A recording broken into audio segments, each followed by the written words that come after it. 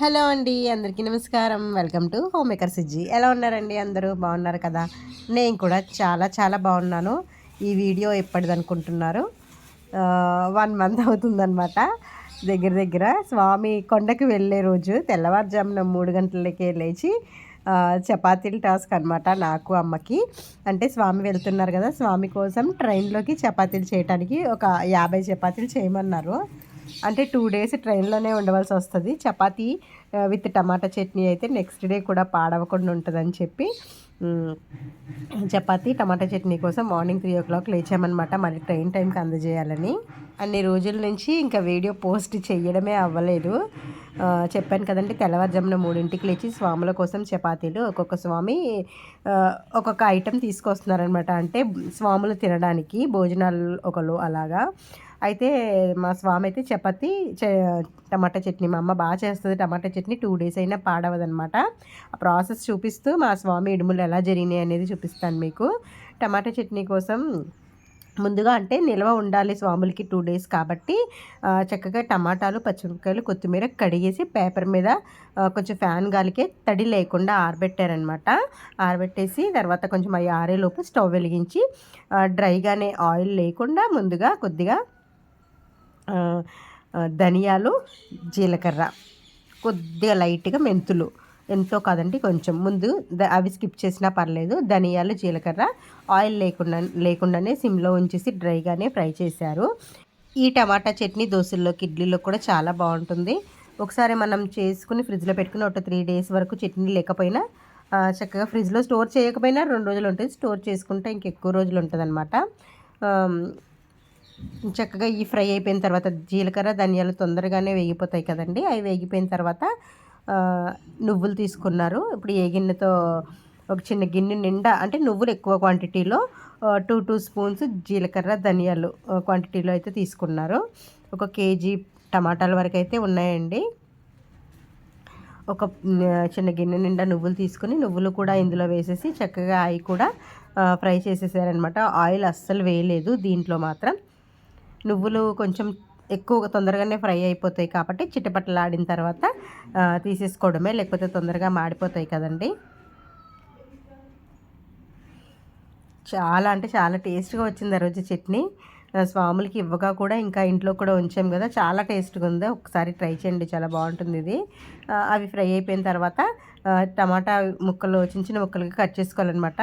క్లాత్తో తుడిచేసి ఎక్కడ కొద్దిగా కూడా చెమ్మ లేకుండా, తడి లేకుండా మళ్ళీ వాటిని క్లాత్తో తుడిచారు. కొంచెం తడి ఉన్నా మళ్ళీ పాడైపోతుందేమో అని కొంచెం భయం అనమాట. అందుకే ముందుగానే చక్కగా ఎండబెట్టుకుని తడి క్లాత్ మీద ఆరబెట్టుకుని లైట్గా ఎక్కడ చెమ్మున్నా అది కూడా రిమూవ్ చేసేసి అప్పుడు కట్ చేశారు.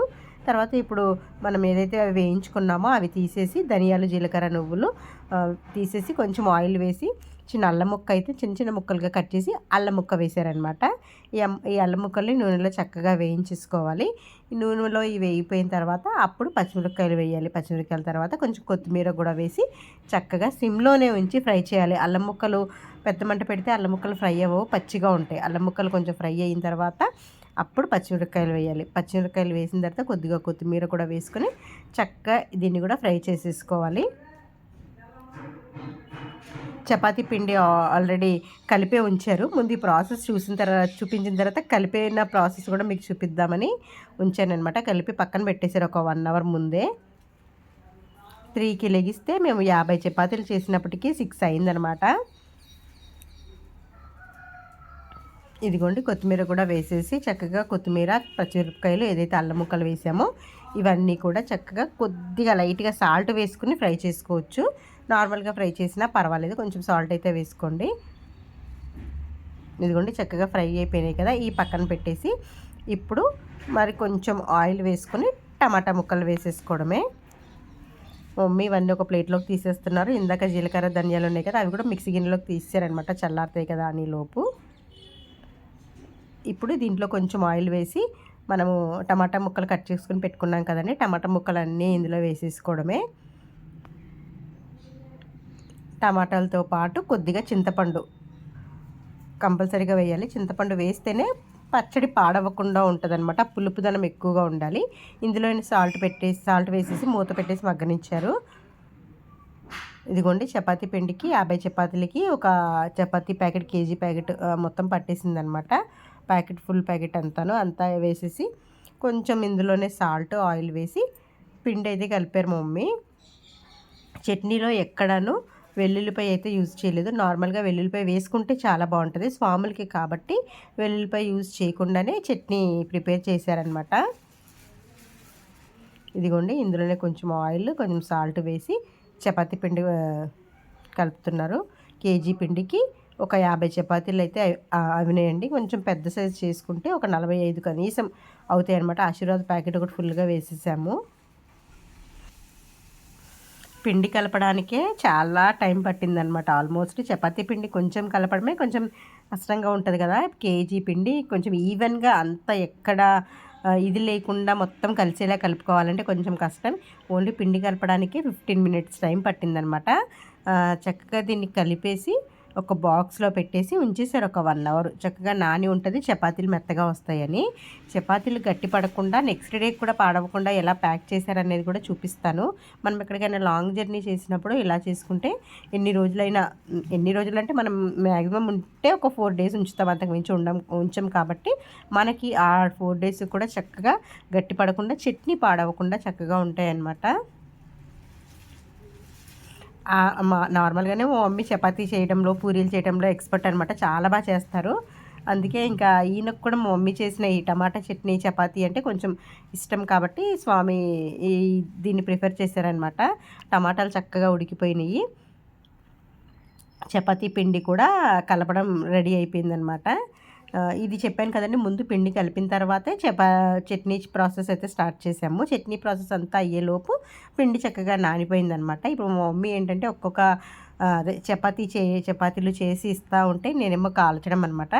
ఇంకా మొత్తం 3కి స్టార్ట్ చేస్తే మనం చపాతీలు చేయడం మొదలుపెట్టింది 4కి 6 వరకు 50 చపాతీలు అయితే 50కి పైనే చేసాము. ఇంక ఇంట్లో కూడా మేము తింటాం కదా అని అలా 50కి పైగా చపాతీలు అయితే చేస్తానే ఉన్నాము. మమ్మీ చేయడం నేను కాల్చడం, మమ్మీ చేయడం నేను కాల్చడం.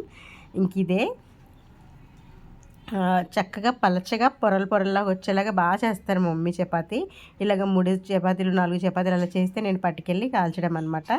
పిండి కూడా చక్కగా స్మూత్గా కలిపేసి ఉంచారు. టమాటాలు ఉడికిపోయిన తర్వాత ముందు జీలకర్ర ధనియాలు గ్రైండ్ చేసుకుని తర్వాత పచ్చిమిరపకాయలు కూడా గ్రైండ్ చేసిన తర్వాత అప్పుడు టమాటాలు గ్రైండ్ చేసేసుకోవడమే. చపాతీ చేయడము ఎంత పర్ఫెక్ట్గా రావాలో చపాతీ కాల్చడం కూడా అంత పర్ఫెక్ట్గా రావాలి. మా మమ్మీకి చేసినట్టు నాకు రాదు. నేను ఏదో ఆయిల్ వేసానా కాల్చామా అన్నట్టు కాల్చేస్తానే. మా మమ్మీ కూర్చున్న చోటు నుంచి డైరెక్షన్ ఇస్తూనే ఉన్నారు. కొంచెం వాసన వచ్చినా సరే అదిగో చేస్తున్నావా అని చెప్పడం. ఎంత చేసినా అదే చపాతీ పిండి మమ్మీ చేసిన కలిపిన పిండితోనే మళ్ళీ నేను చేయాలంటే చేయలేను. నేను చపాతీ కాలుస్తున్నాను కదా, నేను కాల్చిన చపాతీ ఒక లా వస్తుంది, మా మమ్మీ చేసింది ఒక లా వస్తుంది అనమాట. అదే పిండి, అదే ఆయిల్, అదే పెన్నము, అదే స్టవ్, చెయ్యి మాత్రం మారుతుంది. అది ఎలాగా సరే అలా వస్తుందో నాకు తెలీదు.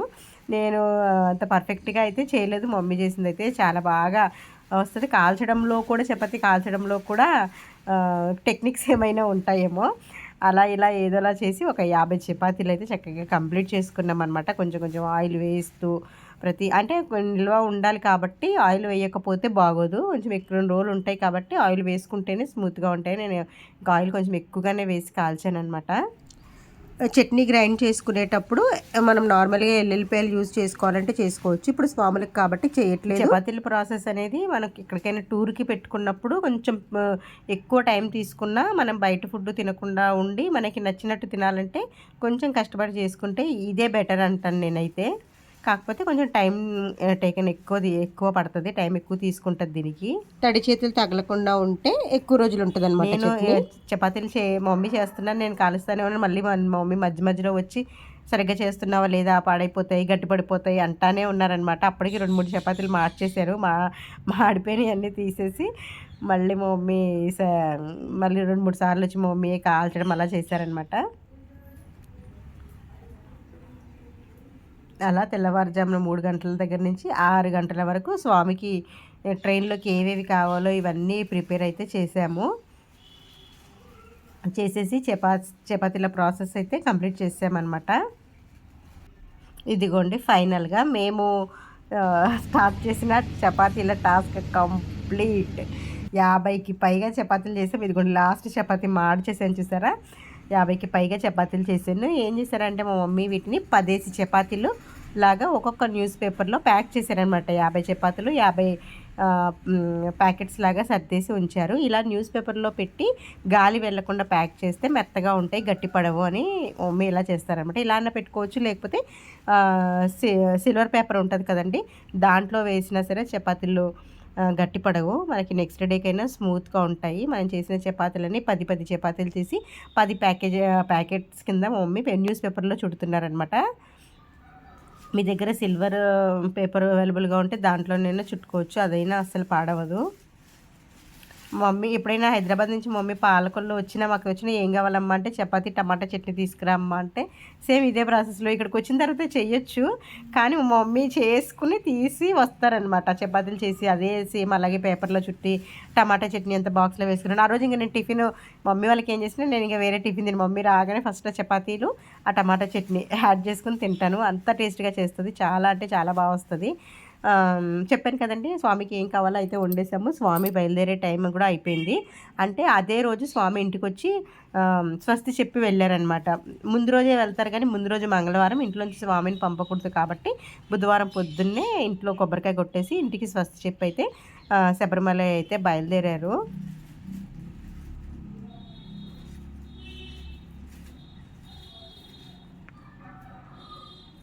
ఇలా కొబ్బరికాయ కొట్టేసి వెనక్కి తిరిగి చూడకుండా వెళ్ళాలంట. అలాగే వెళ్ళిపోయారు, స్టేషన్కి వెళ్ళిపోయాము.